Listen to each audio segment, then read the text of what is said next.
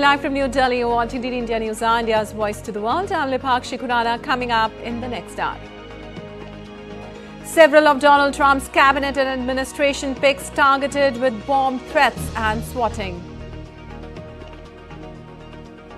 The US gears up for one of the busiest travel days ever as Thanksgiving Day travel starts. A record 80 million expected to throng to airports, railways and hit the road this year.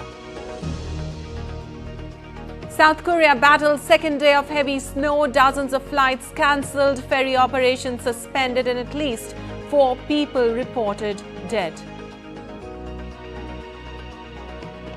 India expresses deep concern over arrest of priest Chinmoy Krishnadas and violence against Hindus in Bangladesh. Protests by various groups continue in Kolkata. And in sports, Liverpool regain top spot in Champions League table, register first victory over Real Madrid in 15 years with a dominant 2-0 win.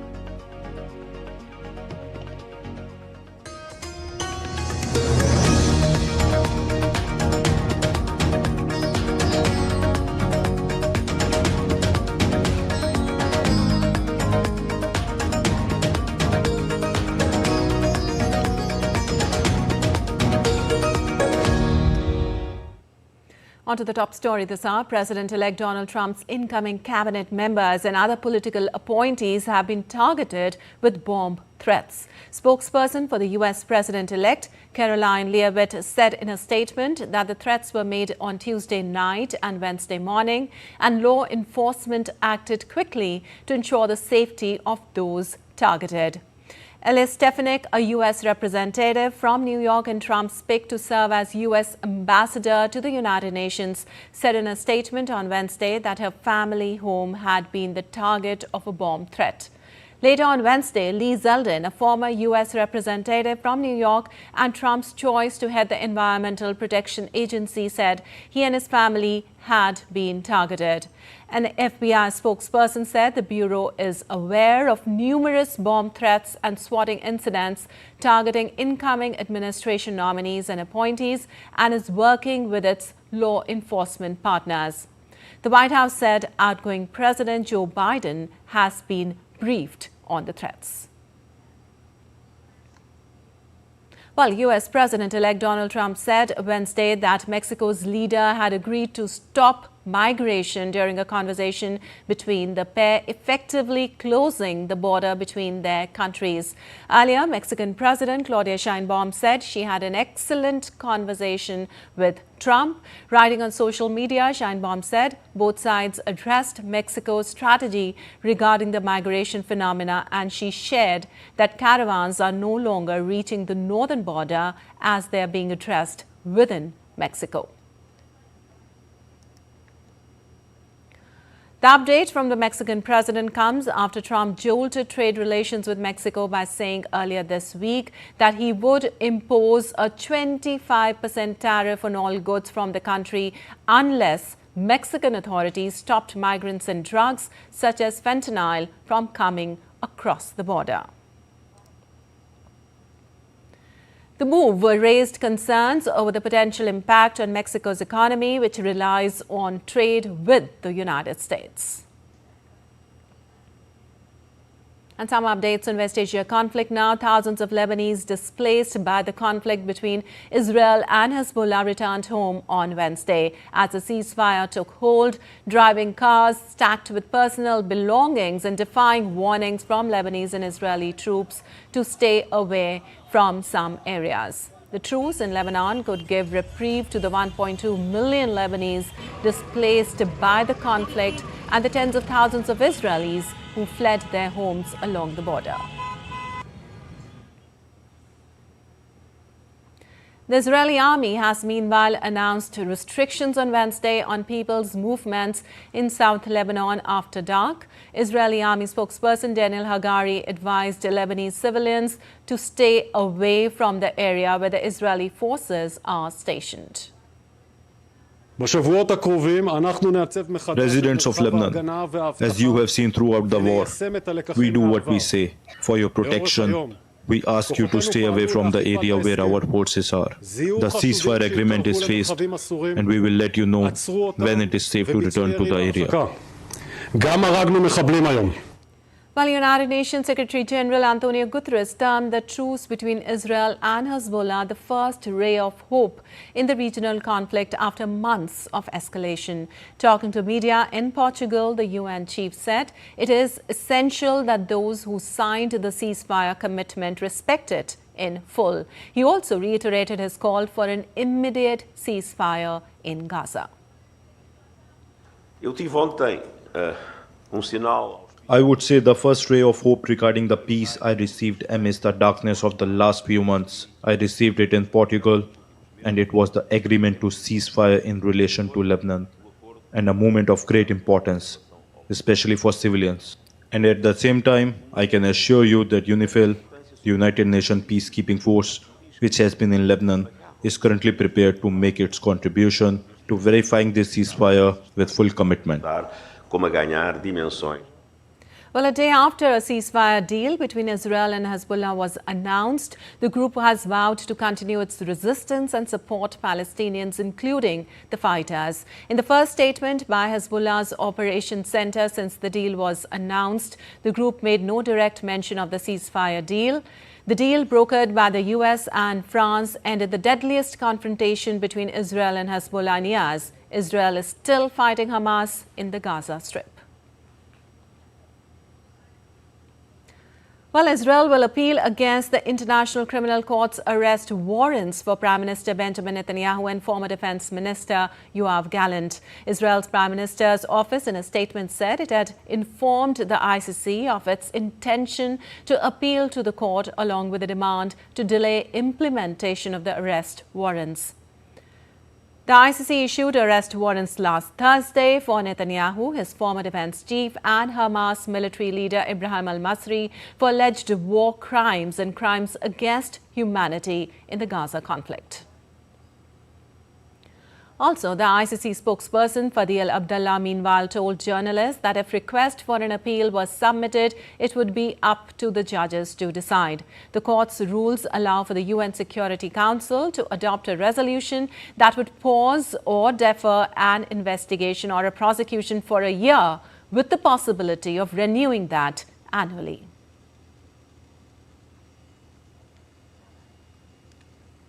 And US President Joe Biden's administration has arranged a $725 million weapon package for Ukraine before leaving the office in January. Additionally, Ukrainian Defense Minister discussed joint steps to strengthen security and stability with the South Korean president. On the other hand, President-elect Donald Trump has elected Keith Kellogg to serve as a special envoy for the Ukraine conflict. More in this report. US President Joe Biden's administration is preparing for a $725 million weapons package for Ukraine as he seeks to bolster the government in Kiev before leaving office in January.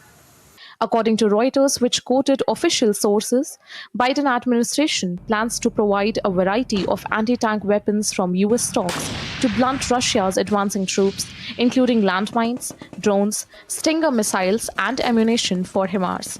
The package is also expected to include cluster munitions. The president-elect Donald Trump, on the other hand, is swiftly moving to make his intentions clear ahead of taking charge. Trump has tapped Keith Kellogg to serve as a special envoy for the conflict. Kellogg is a retired lieutenant general and has presented Trump with a plan to end the conflict in Ukraine. Kellogg was the chief of staff for the White House National Security Council during Trump's 2017 to 2021 term and national security advisor to then Vice President Mike Pence. Currently, there is no special envoy for the war in Ukraine. Trump had privately expressed interest in creating the position. Russia had accused the outgoing Biden administration of trying through its increased support to Ukraine to create a mess in Russia, and with the new team in the White House. The likelihood of who's coming to power is something which Zelensky tried very hard to ignore. He even violated diplomatic niceties. And even if we are to lay to one side the prediction that Donald Trump will cut assistance to Ukraine, which for the Ukrainian army would essentially be a death sentence, it is becoming clearer that he and his team will in any case conduct an audit of the assistance provided to Kiev. And the outgoing American administration is actively egging it on in doing this, and it's trying as much as it can to make a mess both in Russia and with the new team in the White House.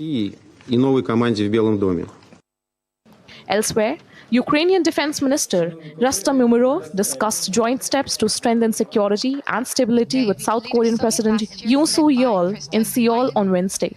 Ukraine has asked Seoul in the past for a range of weapons, and Seoul has said it would consider such aid, depending on what Russia and North Korea do. Nordic and Baltic states and Poland said on Wednesday they would in the coming months set up support for Ukraine and invest in making more ammunition available. Bureau Report, DD India. Well, moving on, Bangladesh has plunged into an unprecedented turmoil. At least 6 people have been arrested and 21 detained in the case involving the death of an advocate during clashes following the arrest of Hindu monk Chinmoy Krishnadas Brahmachari. Meanwhile, India-based think tank Risks and Rights Analysis Group has gone after UNIS government by filing a complaint with the UN Working Group on what they call the arbitrary detention of Das by Bangladesh government. Here's more in this report. The visuals on your screen are of massive protests in Bangladesh that follow the arrest of the Hindu leader Chinmoy Krishnadas Brahmachari. He was arrested on Monday on sedition charges and denied bail on Tuesday. Bangladesh's High Court on Wednesday asked the government to inform the court about the stance that it took regarding Hindu religious organization ISKCON, its activities, and what steps it has taken about it. The court also passed the order after hearing a writ petition seeking a ban on ISKCON and issuance of Section 144 in Chattogram and Rangpur to ward off any unwanted incident.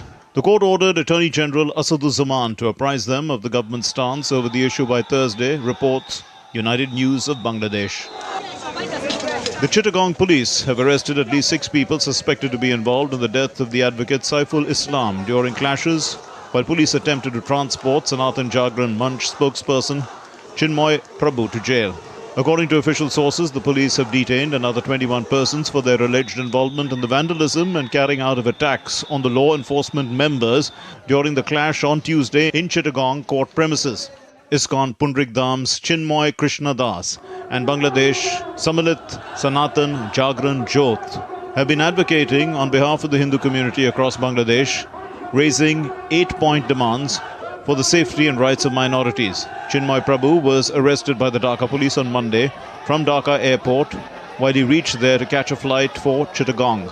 India's ruling Bharatiya Janata Party leaders and workers, led by West Bengal leader of opposition Suvendu Adhikari, held a protest march to the Bangladesh consulate in Kolkata on Wednesday. In New Delhi, Union Minister Giriraj Singh said that attacks on Hindus in Bangladesh reflects that the interim government of that country is in the clutches of fundamentalists and sought the intervention of the United Nations in the matter.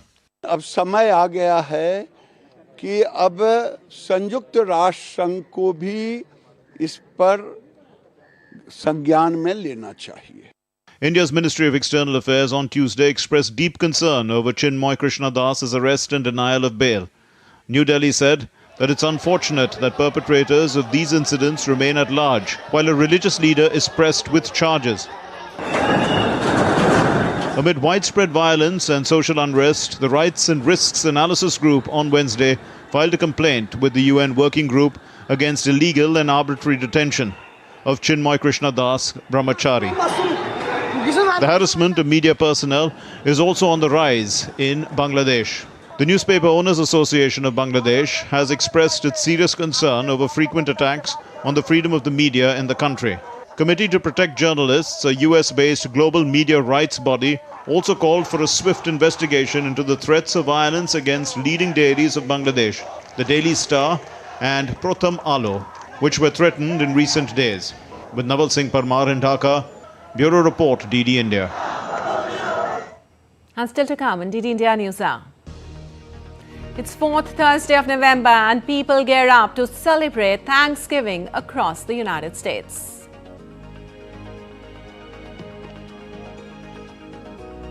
Tamil Nadu and Puducherry coastal Andhra Pradesh brace up for rainfall as deep depression over southwest Bay of Bengal continues to move north-northwestwards.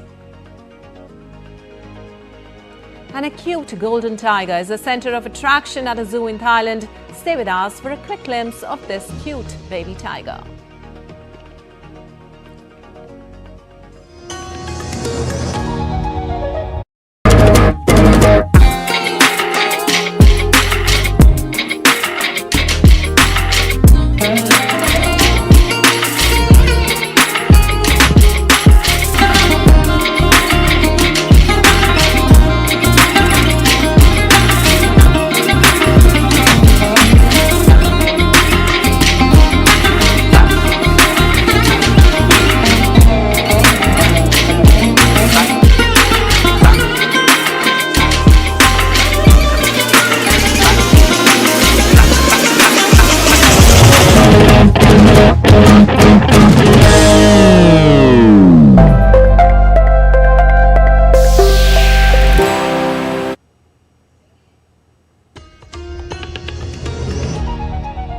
Welcome back. You're watching DT India News. I'm Lepakshi Kuran, and moving on, some weather-related updates now. Parts of Sri Lanka continue to remain under the impact of the adverse weather due to the deep depression in southwest Bay of Bengal. As per the Met Department in Sri Lanka, the deep depression was located 100 kilometers northeast of Trincomalee at around 2:30 a.m. today. The advisory stated that the storm is likely to move slowly north-northwestwards closer to the east coast of Sri Lanka. There is a possibility of marginal intensification of the deep depression into a cyclonic storm over southwest Bay of Bengal during today evening to tomorrow morning.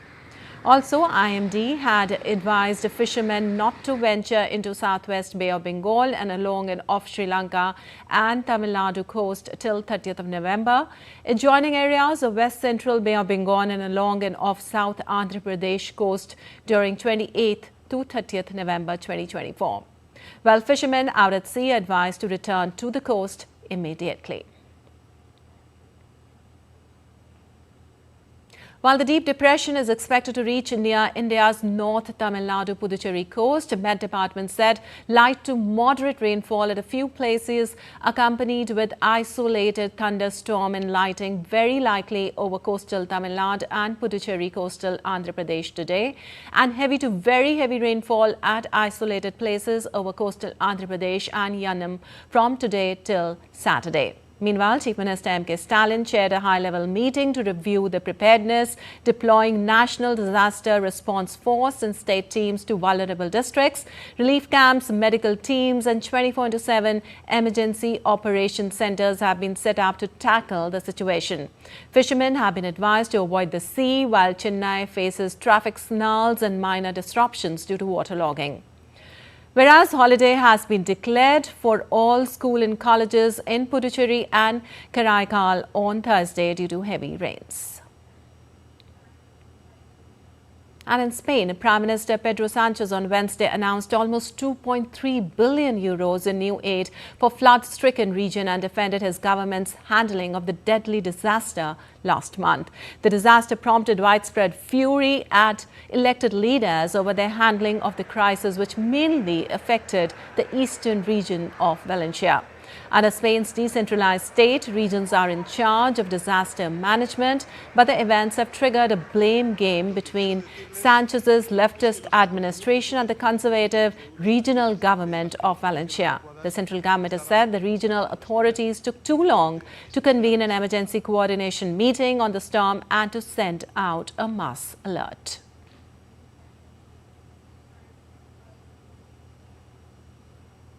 Well, South Korea's capital city, Seoul, blanketed by the heaviest snowfall on record in November, with bad weather snarling traffic, knocked out power and grounding hundreds of flights as authorities braced for more snow in the coming days. More than 40 centimeters of snow piled up in parts of Seoul by 8 a.m. local time on Thursday, forcing the cancellation of more than 140 flights. Seoul's main airport, Incheon, was the worst affected, with passengers facing delays of 2 hours on average, while 14% of flights were delayed and 15% cancelled on Thursday. Some trains were also delayed due to heavy snowfall. At least 2 people were killed and 11 others injured on Wednesday evening in a 53-vehicle pile-up on a highway in the central city of Wonju in Gangwon province. 2 others also killed in weather-related incidents. Well, the winter snowfall was the 3rd heaviest in Seoul, the capital, since records began in 1907. The unusually heavy November snow has been attributed to the warmer than usual temperatures of sea waters west of the Korean peninsula, encountering currents of cold air. And shifting focus to Namibia, where citizens are voting for a new president and parliament in what could be a tough election to win for the ruling SWAPO party. SWAPO has governed the southern African nation since leading it to independence from apartheid South Africa in 1990. Namibia is currently led by interim president Nandolo Mabuba, who took over in February after former president Hage Geingob died but is not running. Political analysts said there is a possibility SWAPO will be ousted by youth fed up with high unemployment, inequality and corruption allegations, although long-standing loyalty to the party among older and rural voters could help it pull through.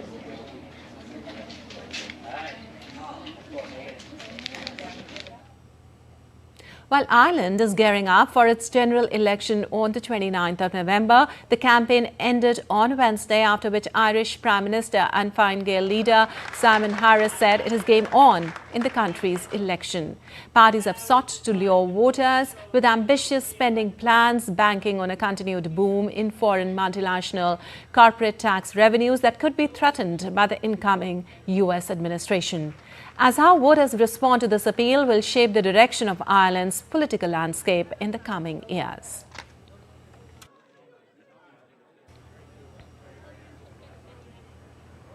And former Argentine president attended court on Wednesday morning to testify in the case where he is being investigated for alleged irregularities in the contracting of insurance for public agency.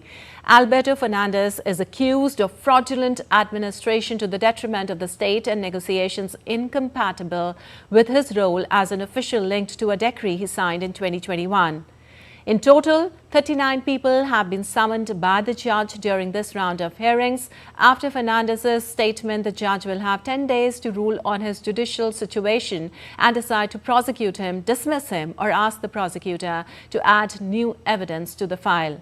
Fernandez is also expected to testify in December on another case, this time related to alleged aggressions against his ex-partner, Fabiola Yanis.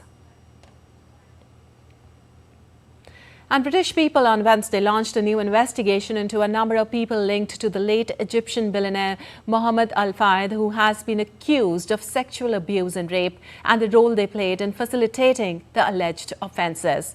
A BBC documentary in September revealed Al-Fayed, who died last year aged 94, sexually abused female staff at his London departmental store, Harrods, forced them to have medical screenings and threatened consequences if they tried to complain. Al-Fayed always denied similar accusations raised by other reports before his death. London's Metropolitan Police Commander Stephen Clement told reporters 90 victims have reached out to the force over the past 2 months. As of October 31st, more than 400 have been contacted by the legal team. A Metropolitan Police unit will continue to review all new reports made and is carrying out a review of all historic reports made against Al-Fayed through the years. Well, the chief prosecutor of the International Criminal Court is seeking an arrest warrant for Myanmar's military leader for the persecution of Rohingya. The Office of Prosecutor Karim Khan said on Wednesday that Min Aung Hlaing, as chief of the military government, is responsible for crimes against humanity regarding the treatment of the Rohingya minority. The prosecutor's office has been investigating alleged crimes committed during 2016-2017 violence in the country's state of Rakhine for the past 5 years. At that time, the Myanmar military unleashed a brutal crackdown on Rohingya civilians, sending at least 700,000 fleeing into neighboring Bangladesh amid reports of killing, torture, rape and arson. And now let's take a look at other stories making news around the world. French farmers have escalated their protest against the EU-Mercosur free trade agreement by dumping piles of manure outside the Departmental Directorate of Territories office in downtown Tours. The symbolic act reflects their mounting frustration and demands for government intervention as farmers across the country voice concerns over the potential for unfair competition from South American imports. As rising temperatures threaten to halve potato yields in China, scientists are racing to develop climate-proof potato varieties that can withstand extreme heat. Potatoes, a vital staple crop in China, are highly sensitive to temperature fluctuations, particularly during key growth stages like tuber formation and flowering.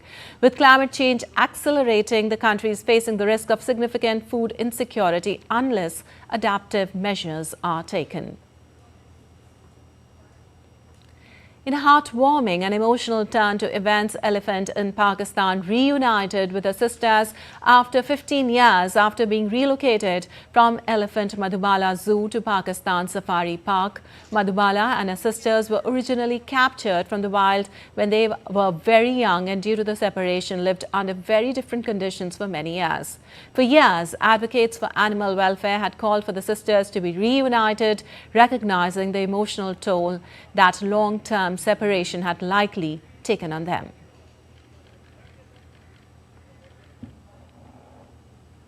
A 3-year-old female golden tiger at a zoo in Thailand is making waves on the internet for its cuteness. These visuals of a luring tigress named Ava, shared by Chiang Mai Night Safari, amassed thousands of likes and shares within days. The Bengali tigress is given tough fight to baby pygmy hippo Mu Deng. Golden tigers are often a rare variant of the Bengal tiger, characterized by a recessive color-changing gene. And still to come in DD India News Hour. JMM leader Hemant Soren to take oath as Jharkhand Chief Minister for the 4th term.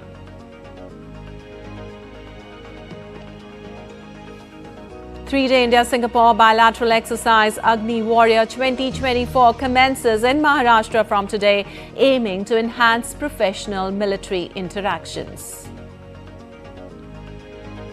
And Bharat National Cybersecurity exercise brings together stakeholders from government and industry to shape the future of India's cyber strategy.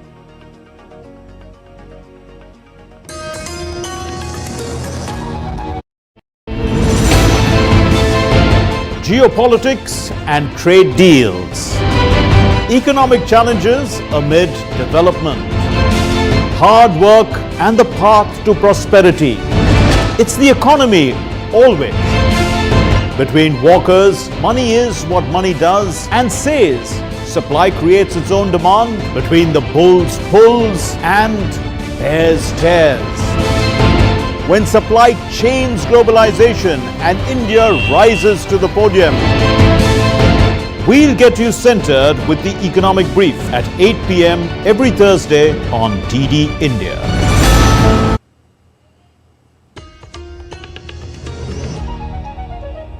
Welcome back. You're watching DD India News. I'm Lipakshi Khurana and time now for a quick recap of the headlines. Several of Donald Trump's cabinet and administration picks targeted with bomb threats and swatting.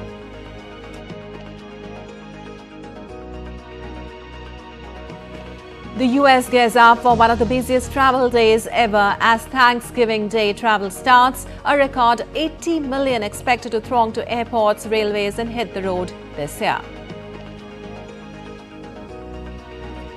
South Korea battles second day of heavy snow. Dozens of flights cancelled, ferry operations suspended and at least 4 people reported dead.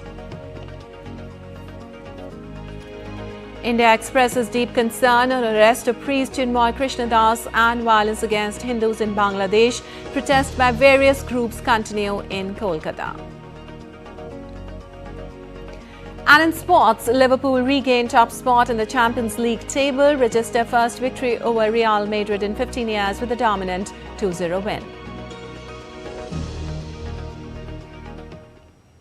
And updates on today's proceedings in the Parliament of today now. India's Finance Minister Nirmala Sitharaman will move the Banking Laws Amendment Bill in the lower house of the Parliament for consideration and passing. The bill aims to amend the Reserve Bank of India Act 1934 in addition to the Banking Regulation Act, among other bills. The Railways Amendment Bill 2024 will also to be taken into consideration in the lower house. The Oil Fields Regulation and Development Amendment Bill 2024 and the Bharatiya Vayuyan 2024 are the bills that will be taken into consideration and passing in the upper house of the Parliament. And moving on, Jharkhand Mukti Morcha leader Hemant Soren will be sworn in as the 14th Chief Minister of the state of Jharkhand on Thursday. Governor Santosh Kumar Gangwar will administer the oath of office and secrecy to Soren. This will be the Soren's fourth stint as Chief Minister. He retained the Barhat seat in the recent held assembly polls. While JMM said only Hemant will take oath from the party on Thursday, Congress and RJD did not divulge their picks. In the recent assembly elections, Soren's JMM-led alliance secured 56 seats in the 81-member assembly. Elected MLAs in the incoming 6th Jharkhand Assembly, incumbent Lok Sabha and Rajya Sabha MPs of the state have also been invited to attend the function.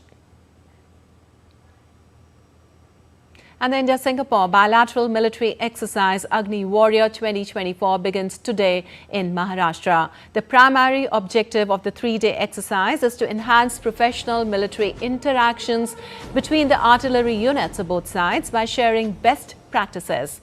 Another interesting component that the exercise will see is providing a platform for cultural exchanges, thereby strengthening the bond between the two nations.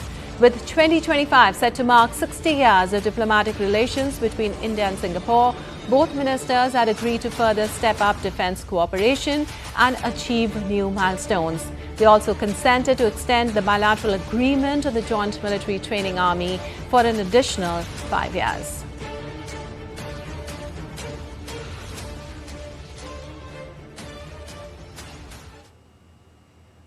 Well, Bharat National Cybersecurity exercise is playing a critical role in strengthening India's cyber defences. The platform brings together stakeholders from government and industry. Through brainstorming sessions, practical exposure and simulated scenarios, Bharat NCX is shaping the future of India's cyber strategy. DNADA correspondent Shubhendu Ghosh reports for more. The Bharat National Cybersecurity exercise is underway in New Delhi from 18th to 29th November with an aim to equip critical sector organizations with skills to tackle modern cyber threats. Wednesday witnessed two important launches, National Cyber Reference Framework and National Cyber Range 1.0. NCRF provides a structured approach to cybersecurity governance, and NCR 1.0 is a cutting-edge facility for cybersecurity research training. To tell you very frankly, cybersecurity is something which cannot be seen in isolation. And the Honorable Prime Minister has mentioned previously, it is no longer cybersecurity, it is national security. It is not only restricted to cyber. Cyber is a part of each one of our day-to-day life. Be it an aspirant who is selling vegetables, or be it somebody who is at the apex level, or at the apex corporate level. Cyber affects each one of us. And a loss or a cyber attack on anyone is felt as bad. So that is why it is very important for us to be, firstly, be cyber aware, ensure cyber hygiene, and have a workforce which is totally cyber security trained. The hands-on training sessions at Bharat NCX 2024 provides participants with practical exposure through simulated scenarios, enabling them to enhance their proficiency in cyber incident response and resilience-building techniques. The significance of the National Cybersecurity Conclave is that it represents a quantum leap forward in terms of thought process, in terms of the commitment of the government towards more inclusive approach and towards recognizing the fact that the private sector can play a very important role. That's the reason why today we are having the CISO conclave, where we are having CISOs not just from various tech sectors within the government, but from the private sector. Today, a critical information infrastructure, a big chunk of this is already in private hands. So this kind of a national conclave becomes a melting pot.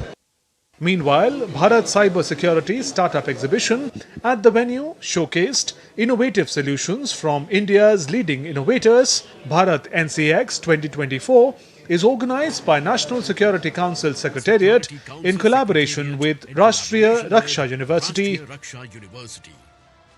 India is ranked among top 5 countries most affected by cybercrime in the world. Initiatives like National Cybersecurity Exercise aims to ensure that India's cyber defense remains robust and future-ready. With camera person Anand Kashyap, Shubhendu Ghosh for DD India, New Delhi. Well, Bharat Cybersecurity Startup Exhibition is focusing on areas like threat intelligence, operational tech security and advanced analytics, highlighting India's entrepreneur potential in cybersecurity. The startup talked to DD India about cybersecurity issues and their domain expertise. So cybersecurity has become quite robust now, may it be for individuals, organizations, small, medium or large scale businesses. In this age of AI hacking and cyber threat scenario, antiviruses and threat protection systems are not enough. So people say that I have an antivirus, I have a firewall, I'm protected. Not exactly, because it's more robust and complicated. So Cyber Digita Consultants, we have gone ahead and built a cybersecurity system which is 100% made by India, made for analysts. So we've made it a complete comprehensive cyber defense platform. Cybersecurity, I would say the significance of cybersecurity in India is very huge. Why? Because the potential is huge and it's become the second largest data haul of India itself, because next to China we are the largest. And data becoming more and more secure and more important for everyone in the industry. It has become very good. And as an organization, we as an InSpark, we are a part of Amrita University, which is basically a startup company incubated under Amrita University itself. We've been here for the last 5 years, and starting from Amrita itself, we are managing the large installations of Government of India itself from a cybersecurity stand-up. So cybersecurity in current phase of India is growing because bigger and bigger, is getting bigger day by day. The requirement of cybersecurity tool, because as we are large in population and also the systems are getting online, huge amount of data is being collected. So our platform is completely integrated with us AI/ML and it's AI/ML, and so we are increasing the efficiency by up to 60%, and also the SOC analyst, which do the analysis of all the SOC tools, their man hour is decreased by 90%. So like I said, 42 Labs is into quantum safe, post-quantum cryptography based cybersecurity solutions. We primarily take care of data, we take care of access, and we take care of digital operations, which is almost the entire gamut of digital security. So it's a platform that helps you secure your data, users, and operations. So in the context of today's exercise, Bharat NCX, cybersecurity has to be thought of in 2 prongs. The first approach would be Atmanirbharta, which is indigenous. The second is every company has global aspirations. So from that perspective, what you build for today has to last longer. Well, the International Film Festival of India 2024 concludes today, bringing the 9-day celebration of cinematic excellence to an end for this year. It started with a bang and was filled with memorable film premieres and panel discussions. Numerous celebrities from Hollywood and Bollywood made their presence felt. And if you feel that the starry presence at IFFI this year is over, you are mistaken, as the closing ceremony today will also be a star-studded affair. In all, IFFI has been a platform for fostering deeper understanding and appreciation of films. It provided a single platform for ambitious filmmakers, cineastas and industry professionals to have access to excellent cinema from across the world.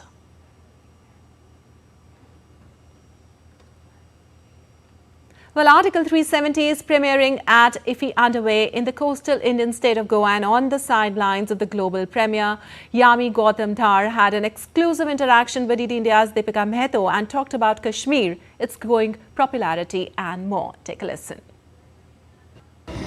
We have with us the spectacular actor Yami Gautam Dhar. Very good evening and thank you so much for exclusively talking to DD India. Thank you so much for having me for this conversation. It's such an honor reading DD, a channel that we all Indians connect so dearly. So thank you so much. Now, we are seeing Kashmir celebrating its Constitution Day today after almost 7 decades, rather more than 7 decades.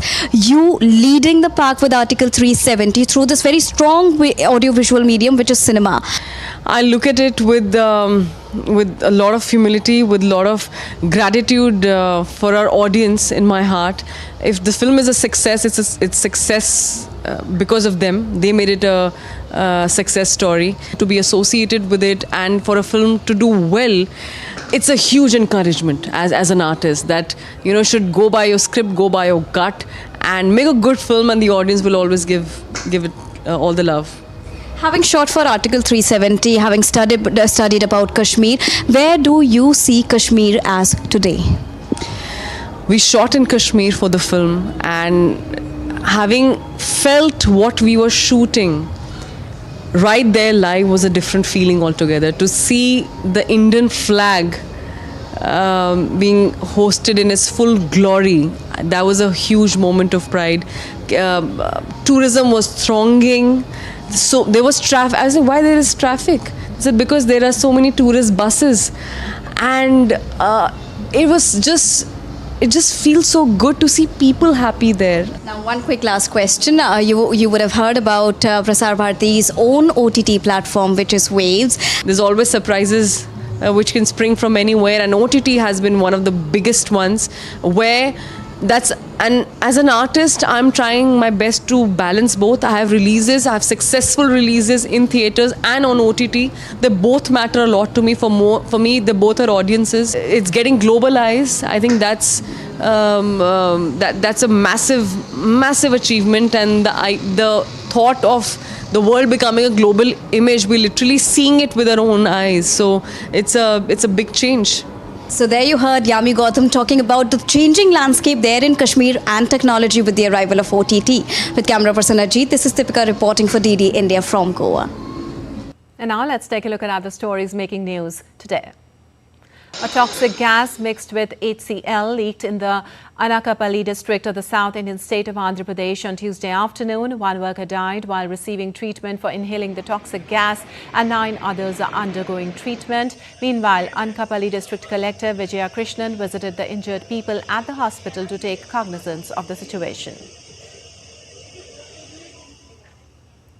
US Ambassador to India Eric Garcetti participated in a plantation drive at the Agartala airport on Wednesday, where he planted a sapling. Airport Authority of India is actively involved in greenery initiatives. As part of its 80th anniversary celebrations, the authority decided to plant 80,000 saplings across India. Fire and Emergency Services of Eastern State of Odisha has organized a firefighting and modern rescue equipments exhibition. The exhibition displays new and advanced technologies that can be used during an emergency. The department also showcased 10 dogs recruited to help search and locate victims stuck under debris during earthquakes. And still to come on DD India News Hour. In sports, India's hockey team thrashed Thailand by a massive 11-0 in its opening match of Men's Junior Asia Cup in Muscat. Marking its 20th Christmas anniversary, Tivoli Gardens in Copenhagen enthralls locals as a Nordic-inspired winter wonderland.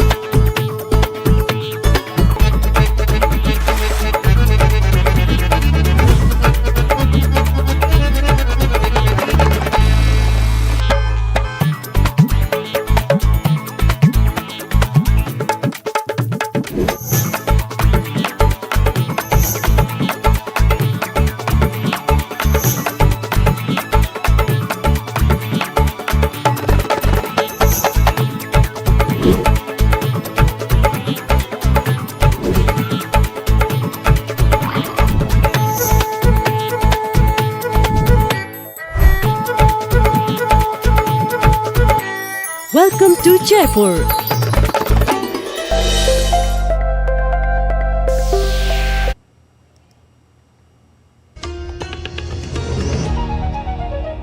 Welcome back. You're watching DD India News Now. Lipakshi Khurana, and on to some business news now. Wall Street's main indexes closed lower on Wednesday, with the Nasdaq leading declines and technology stocks slumped. The Federal Reserve may be cautious about rate cuts after stubbornly strong U.S. inflation data. Fed may lower borrowing cost by 25 basis points at its December meeting. However, they anticipate the central bank leaving rates unchanged at its January and March meetings. The S&P 500 lost 22.89 points to end at 5,998.74 points, while the Nasdaq Composite lost 115.10 points to 19,060.48.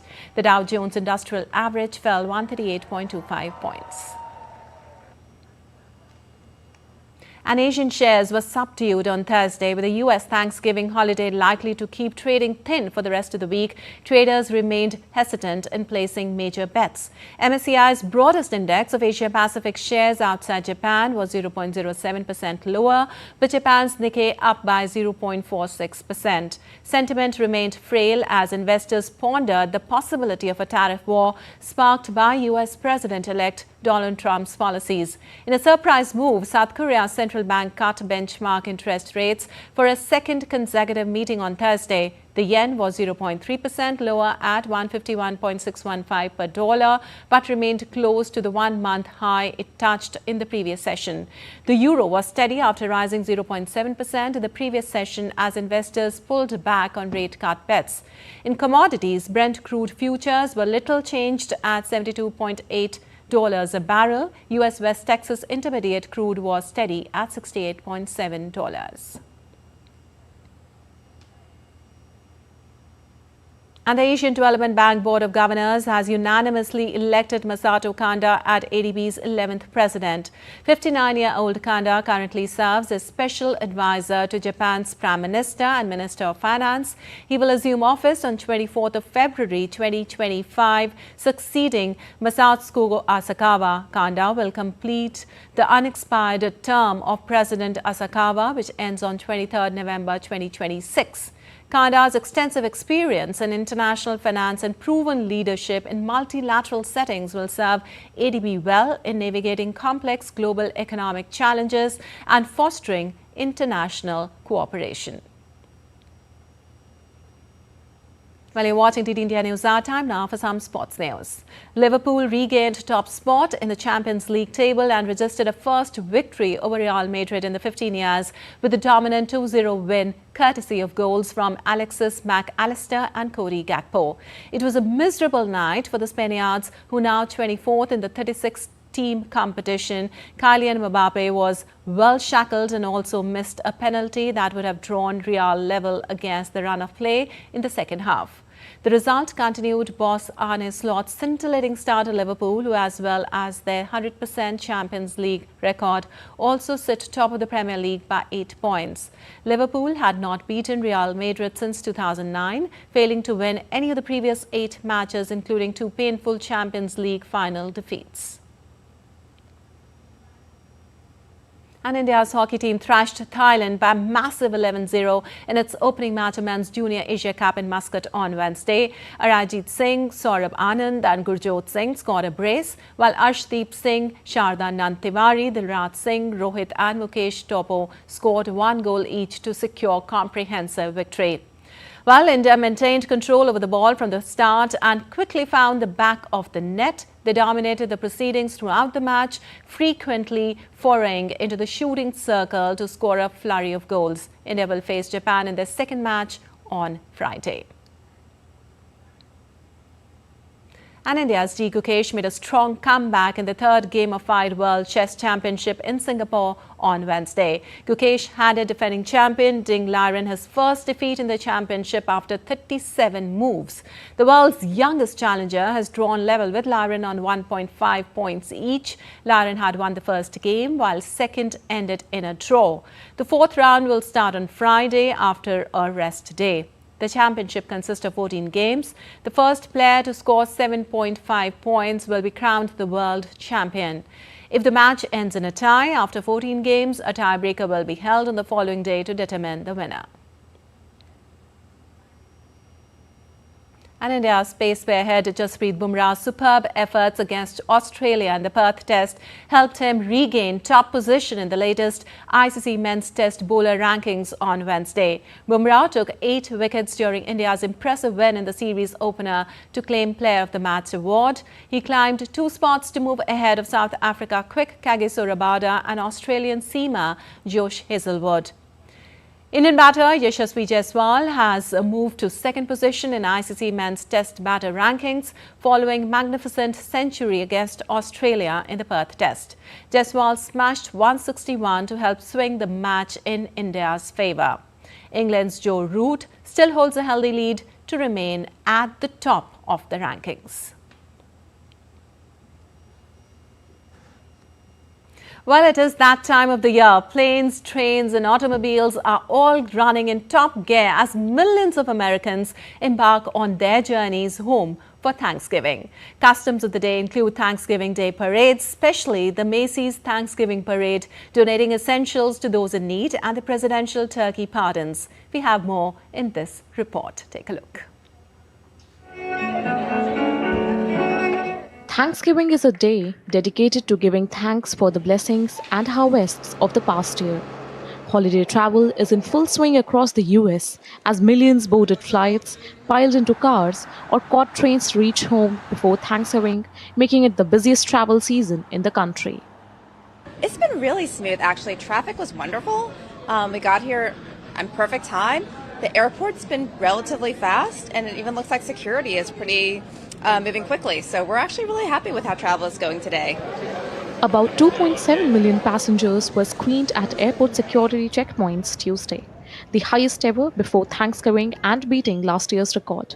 A record 80 million Americans are expected to travel at least 50 miles for Thanksgiving. Incredibly smooth. Airports, both front end, back end, great. Service was great.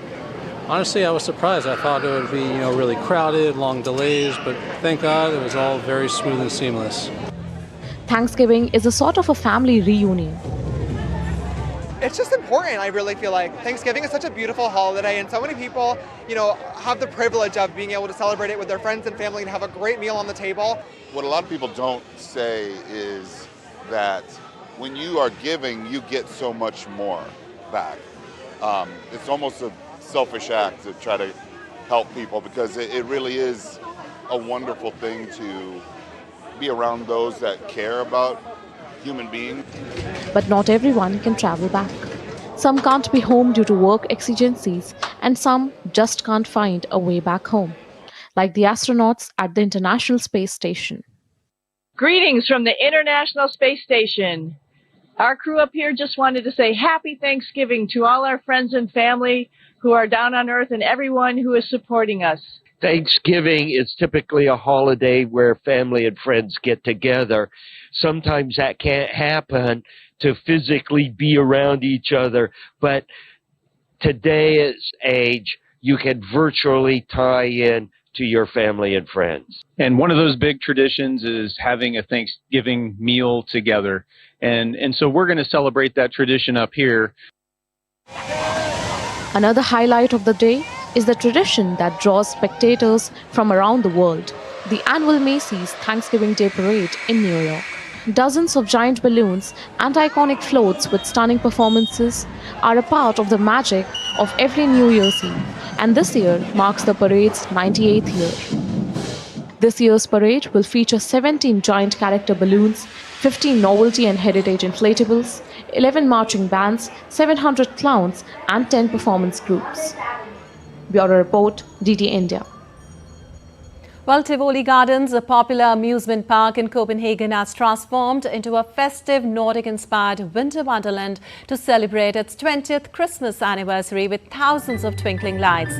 The celebration marks a significant milestone for the historic amusement park, which continues to draw in crowds year after year. Take a look.